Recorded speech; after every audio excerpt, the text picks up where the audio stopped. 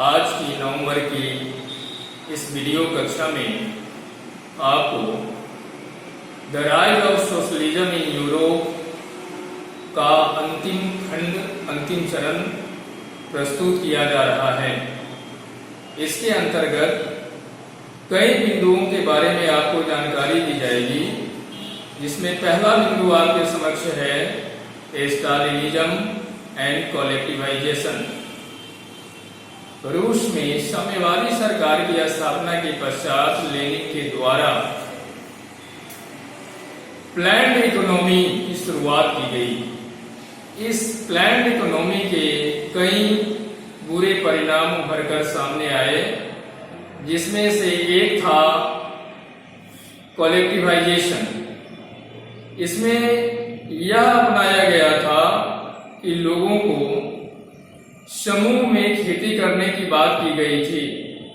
समूह में खेती करने के कारण 1927-28 के दरमियान रूस में कृषि बर्बाद हो गई। किसानों की उदासीनता के कारण और सरकार की नीतियों के कारण कृषि की उत्पादकता में बड़ी गिरावट आई।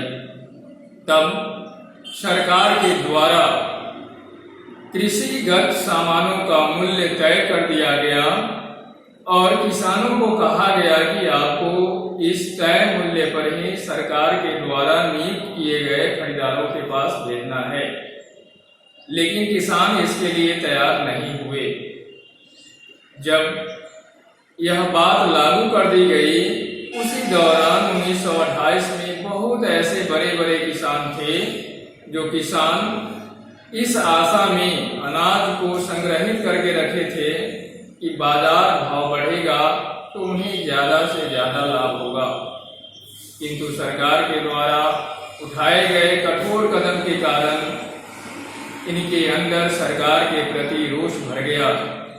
तब स्टालिन ने नए तरीके से अपनी सोच के माध्यम से जो सामूहिकीकरण का प्रयास रशिया में 1929 में लागू किया, उसे ही स्टालिनिज्म एंड कलेक्टिवाइजेशन के नाम से जाना जाता है। स्टालिन का मत था कि यदि कृषि में आधुनिक उपकरणों का आधुनिक तरीकों से कृषि की जाए तो इससे पैदावार बढ़ेगी और बिना पैदावार बढ़ाए हुए यह जो भोजन की कमी है, अनाज की कमी है, उसको दूर नहीं किया जा सकता।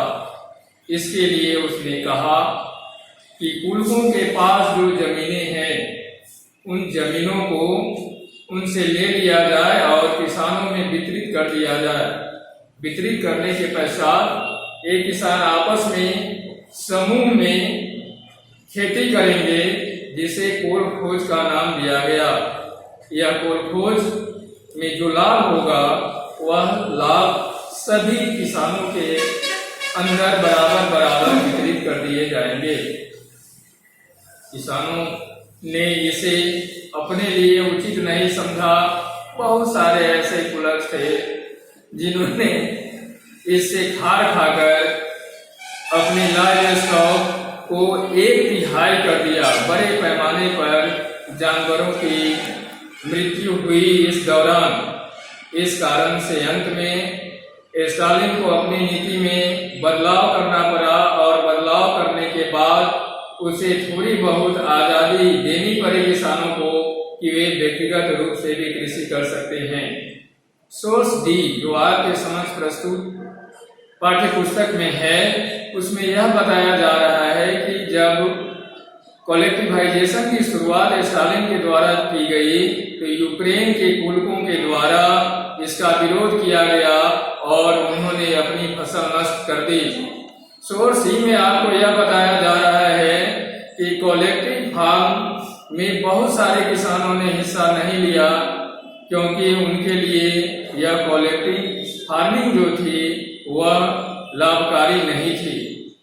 अगला बिंदु जो आपके समक्ष प्रस्तुत हो रहा है वह है कि साम्यवाद का दुनिया पर किस तरह प्रभाव पड़ा। रशिया में साम्यवाद की स्थापना हुई। प्रारंभ में इसे स्वीकार नहीं किया गया, किंतु जैसे जैसे समय बदलता गया, द्वितीय विश्व युद्ध के दौरान रशिया की नीति की काफी सराहना हुई और धीरे धीरे साम्यवादी विचारधारा रूस के साथ साथ विश्व के देशों में भी मान्यता प्राप्त करने लगी। विश्व के देशों में साम्यवाद से संबंधित पार्टियों का गठन हुआ और इसी क्रम में 1920 में एशिया पीपल का सम्मेलन आयोजित किया गया। इस दौरान दुनिया के बहुत सारे देशों से बहुत सारे छात्र साम्यवादी यूनिवर्सिटीज में अध्ययन करने के लिए यहाँ आए और उन्होंने अध्ययन करके यहाँ की सभ्यता और संस्कृति, यहाँ की कार्यप्रणाली, सरकार के द्वारा उठाए गए कदम और इसका वहाँ की जनता पर पड़ने वाले प्रभावों के बारे में अध्ययन किया। किंतु जनता को संपूर्ण आजादी नहीं थी, सीमित आजादी थी, जिसके कारण धीरे धीरे रशिया में इसके खिलाफ आवाज उठने लगी और अंततः 1990 के दशक आते आते रशिया से यह साम्यवादी विचारधारा समाप्त हो गई। इस प्रकार आपने देखा कि रशिया के अंदर जो उठी साम्यवादी विचारधारा थी वह विश्व के देशों को प्रभावित किया। बॉक्स 1 में यह बताया जा रहा है कि रशिया की विचारधारा भारत में भी फैली और इसी दौरान भारत में 1920 के दशक में कम्युनिस्ट पार्टी की स्थापना हुई। जवाहरलाल नेहरू, रविंद्रनाथ टैगोर आदि सरीखे नेता और रचनाकार रशिया की यात्रा किए और रशिया की यात्रा करने के पश्चात वहाँ की सामाजिक बनावट का उन्होंने अच्छी तरह से वर्णन किया और उन्हें लगा कि यह विचारधारा जो समाजवाद वाली है उसे भारत में भी लागू किया जाना चाहिए। आर.एस. अवस्थी ने भी रशियन रिवॉल्यूशन से संबंधित 1920 और 21 के दौरान किताबें हिंदी में लिखी, साथ ही साथ अन्य भाषाओं में भी उन्होंने लिखी। इस तरह रशियन विचारधारा जो साम्यवादी विचारधारा से प्रेरित थी, जो कार्ल मार्क्स की विचारधारा से प्रेरित थी, धीरे धीरे दुनिया में अप्रासंगिक बनती चली गई और अंततः रशिया से यह विचारधारा समाप्त होकर एक बार पुनः वहां पर प्रजातंत्र की स्थापना हुई। तो आज जो बिंदु आपके समक्ष प्रस्तुत किए गए हैं, मैं उम्मीद करता हूं कि आप इसे समझ गए होंगे और नहीं समझेंगे तो बार बार वीडियो सुनकर आपको इसे समझने में मदद मिलेगी। फिर अगले वीडियो में बहुत बहुत धन्यवाद।